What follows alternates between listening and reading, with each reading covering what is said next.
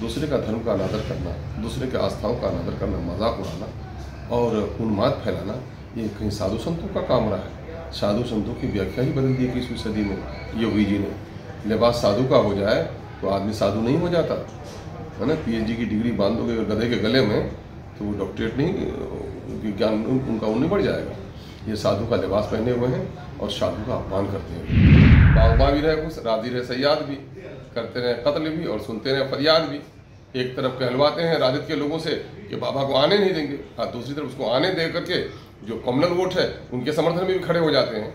और यही हैं जो दूसरे लोगों को कहते हैं कि लोग बीजेपी के एजेंट हैं। आप देख रहे हैं न्यूज़ फॉर नेशन में आपके साथ अभिजीत सिंह। बागेश्वर धाम के बाबा धीरेन्द्र शास्त्री बिहार दौरे पा रहे हैं। और वही बात करें तो जिसको लेकर बिहार की राजनीतिक है वो काफी गरमाई हुई है, जहां एक तरफ महागठबंधन के जो घटक दल है RJD वो उनके आने को विरोध कर रहे हैं, तो वही बात करें तो भारतीय जनता पार्टी साफ तौर पर धीरेन्द्र शास्त्री को लिए उनका स्वागत कर रहे हैं। इसी पर बात करने के लिए हमारे साथ है AIMIM के प्रदेश अध्यक्ष अख्तरुल इमाम।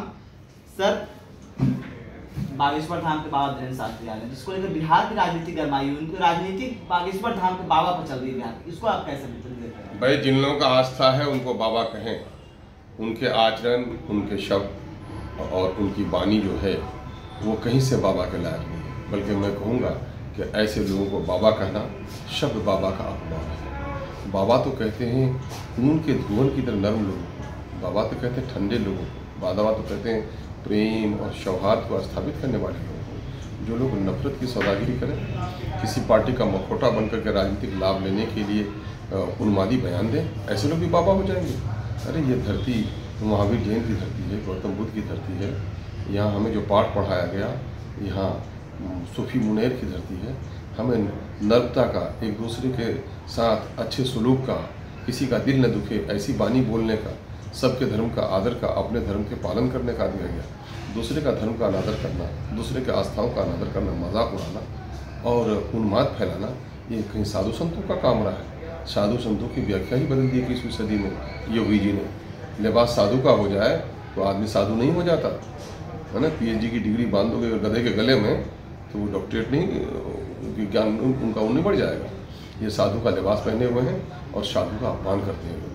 ऐसे लोगों पर ज़्यादा चर्चा करना भी मुनासिब नहीं, ऐसे लोगों की चर्चा ही नहीं होनी चाहिए। बिहार सरकार इसमें डुअल गेम कर रही है। एक तरफ तो BJP के लोग कह रहे हैं कि ऐसे ही बाबाओं से मंदिर, मस्जिद, टीका, टोपी, गाय, कब्रिस्तान, पाकिस्तान, यही इनके राजनीतिक वो मैदान है, इसी में इनको काम करना है और बाबा उनके लिए मददगार साबित होते हैं। लेकिन दूसरी तरफ, एक तरफ महागठबंधन के घटक के लोग कहते हैं कि आने नहीं देंगे, आना नहीं चाहिए, और दूसरी तरफ आप ही लोग बता रहे हैं कि उनके लिए पूरे सिक्योरिटी का इंतजाम किया जा रहा है। ये डुअल कैरेक्टर क्यों है? खिड़की से अगर बदबू आए तो खिड़की को बंद कर दो, है ना। अगर मच्छरों का हमला हो जाए तो खिड़कियों पर अपनी मच्छरदानी लगा दो। तो जो लोग आकर के सौहार्द को बिगाड़ते हैं, ऐसे लोगों को बिहार की इस सौहार्दपूर्ण धरती में कदम ही रखने मत दो ना। ये बयानबाजी, ये चर्चे क्यों? ये चर्चे कुछ लोग करें और नीतीश जी का तो स्टैंड इसमें क्लियर हो जाता है। बागबा भी रहे खुश, राजी रहे सयाद भी, करते रहे कत्ल भी और सुनते रहे फरियाद भी।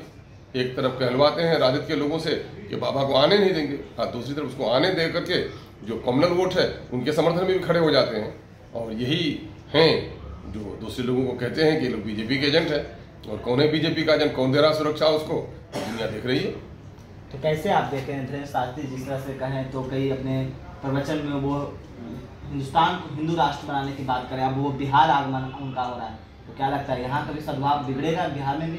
सवाल ये पैदा होता है, ये देश जो चल रहा है संविधान से चल रहा है, और संविधान में अगर कोई कह दे कि हम इसको पाकिस्तान बनाएंगे, क्या होगा? लड़ाई होगी। लेकिन आप कह रहे हैं कि इसको हम हिंदू राष्ट्र बनाएंगे, कोई कहते मुस्लिम राष्ट्र बनाएंगे, कोई कहते सिख राष्ट्र बनाएंगे, कुछ लोगों ने खालिस्तान की बात कही तो आपने उसकी गिरफ्तारी करी। तो ऐसे लोगों की भी तो समझो कि संविधान का जो लोग अपमान करते हैं, एक सेक्युलर इंडिया है ना। सभी जात धर्म के लोगों को यहाँ रहने का हक है, हिंदू हो, मुस्लिम हो, एक ईश्वर को माने, अनेक ईश्वर को माने, किसी को ना माने, सबका देश है। और पहले वो तो ये बता लें कि वो जो हिंदू राष्ट्र बनाने की बात करते हैं, तो एक हिंदू राष्ट्र बनाकर अब नेपाल वालों ने तो खुद ही उसको ख़त्म कर दिया। नेपाल के लोगों ने लड़कर कहा कि हम मिलकर रहना चाहते हैं और ये जात और मजहब से राष्ट्र नहीं चलता। राष्ट्र तो राष्ट्र के अंदर में बसने वाले विभिन्न फूलों से जो बाग तैयार होता है वो खूबसूरत होता है। एक तरह के फूल जहाँ पर खिले हों वो चमन खूबसूरत भी नज़र नहीं आता।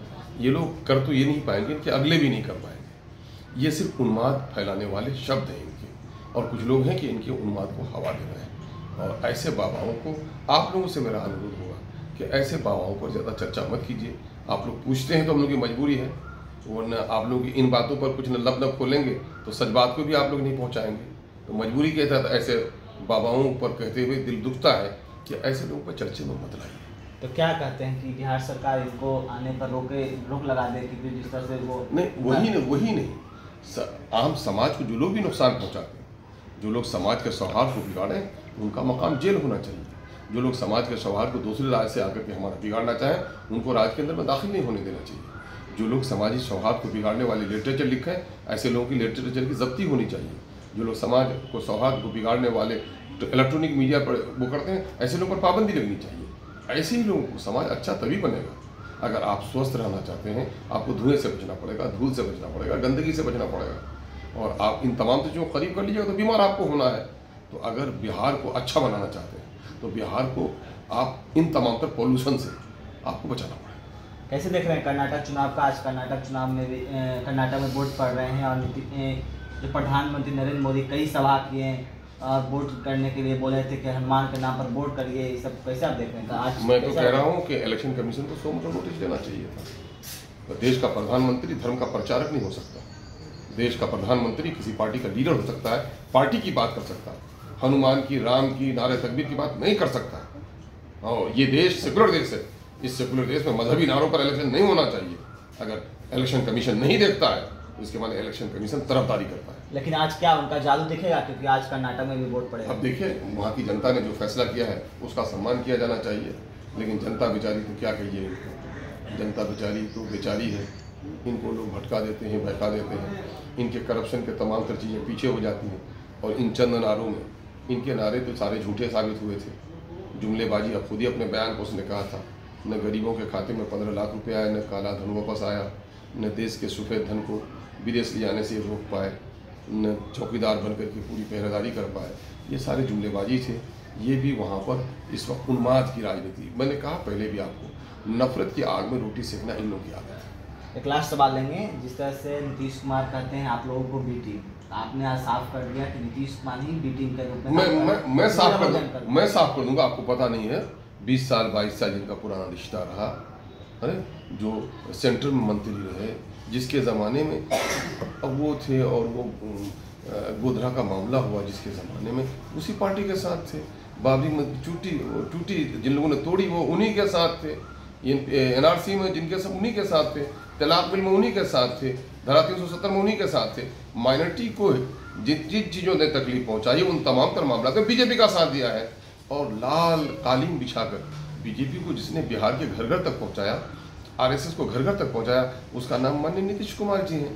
अब न जाने ये कैसे बोलते हैं, उनको याद रहता है कि नहीं रहता है कि भाई ये शब्द जो हम बोल रहे हैं कि दूसरे को बीजेपी का एजेंट कहते हैं, तो मेरे बारे में लोग क्या कहेंगे। उनकी बातों पे न जाओ, वो क्या कहता है, उनके कदमों की तरफ देख के वो किधर जाता है। नीतीश जी के शब्द मत देखिए, इनके पुराने कारनामे देख लीजिए कि बीजेपी को किसने बिहार में पहुँचाया। चलिए, ये थे हमारे साथ AIMIM के प्रदेश अध्यक्ष अख्तरुल इमाम। उन्होंने तमाम सवालों को जवाब दिया। इस तमाम खबरों को न्यूज़